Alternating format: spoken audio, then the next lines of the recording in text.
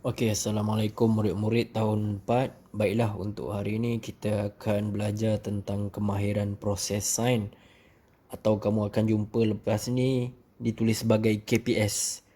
Okey, untuk pengetahuan kamu, masa tahap 1 pun kamu dah belajar KPS ni. Okey, contohnya semasa tahun 3 kamu dah belajar ada 6 KPS sebelum ni.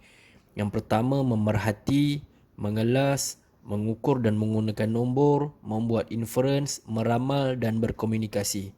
Jadi untuk pengetahuan kamu, untuk tahun 4 kita akan belajar ada 6 lagi KPS yang seterusnya. Apa KPS tersebut? Okey, kamu boleh tengoklah kat situ kan. Okey, yang pertama, menggunakan perhubungan ruang dan masa, mentafsir data, mendefinisi secara operasi, mengawal pemboleh ubah, membuat hipotesis dan mengeksperimen. Okey, kesemua sekali KPS ni kalau kita gabung ada 12. Tak kisahlah kamu belajar masa tahun 5 ke tahun 6 ke sekolah menengah, KPS cuma ada 12 sahaja. Okey. Baiklah, untuk hari ini kita akan fokuskan tentang KPS, iaitu menggunakan perhubungan ruang dan masa. Baiklah, apa yang perlu kamu faham tentang KPS menggunakan perhubungan ruang dan masa? Okey, pertama sekali kita kena tahu dulu maksud dia lah.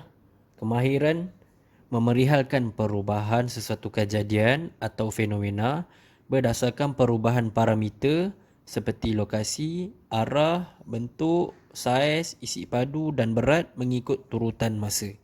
Okey, kalau kamu baca definisi ni pun dalam buku teks muka surat 6, mungkin kamu macam, oh apa yang dia cakap ni, tak faham lah cikgu. Okey, sebenarnya dia tak susah pun. Benda ni kita kena tengok contoh. KPS ni sebenarnya kalau kamu dah tengok contoh, kamu akan lebih faham apa yang perlu kamu tahu. Okey, kita tengok contoh. Terus kalau kamu tengok kat situ ada apa? Gambar aiskrim. Okey, kalau pemerhatian secara kasar, kamu akan cakap apa? Aiskrim mencair. Okey, semua akan cakap benda yang sama. Okey, kat sini lah kita nak kaitkan dengan KPS, iaitu perhubungannya. Okey, apa dia?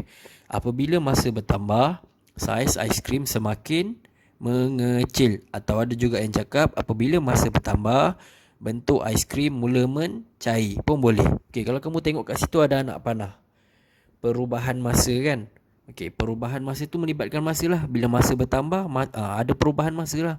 Dan saiz aiskrim, saiz ni yang kita katakan sebagai perubahan parameter. Dia boleh jadi saiz atau benda lain. Kita tengok contoh yang kedua. Okey, kalau kamu tengok baju-baju tersebut digantung bawah cahaya matahari. Okey, apa pemerhatian kamu boleh cakap? Kamu akan kata baju mengering. Okey, perhubungannya kalau dalam KPS, dalam bahasa sains yang kita akan cakap, semakin bertambah masa, semakin berkurang kadar kelembapan baju. Okey, ni. Bila masa bertambah, itu yang kita kaitkan dengan perubahan masa.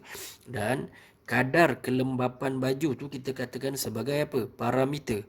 Dia makin berkurang lah. Maknanya kalau kamu jemur baju pukul, contohnya pagi-pagi kamu dah tolong mak kamu jemur baju pukul 8.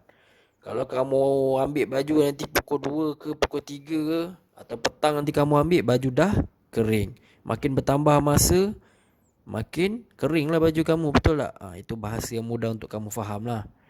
Dan contoh yang terakhir, ini kita akan buat jugalah dalam sains nanti bila kita dah jumpa nanti. Kalau kamu tengok mula-mula daripada biji kacang hijau tu, kita akan sebut biji benih bercambah. Apa perhubungannya atau kaitannya dengan KPS ni? Semakin bertambah masa, semakin bertambah percambahan biji benih. Mula-mula daripada biji. Lama-lama bila dia cukup, dia dapat air. Kemudian dia dapat cahaya matahari, dia akan bercambah. Dia akan mengeluarkan daun. Percambahan biji benih ni lah yang kita katakan sebagai perubahan parameter. Murid-murid, sekarang kalau cikgu tanya balik tentang perubahan parameter tu, maknanya dia boleh jadi dalam pelbagai bentuk. Tak kisah lokasi ke, arah ke, bentuk ke, macam definisi dia lah. Dia bergantung kepada situasi. Cikgu rasa cukup dulu untuk setakat ni tentang KPS menggunakan perhubungan ruang dan masa. Nanti kita akan lihat perkaitannya dalam tajuk-tajuk sains yang akan datang.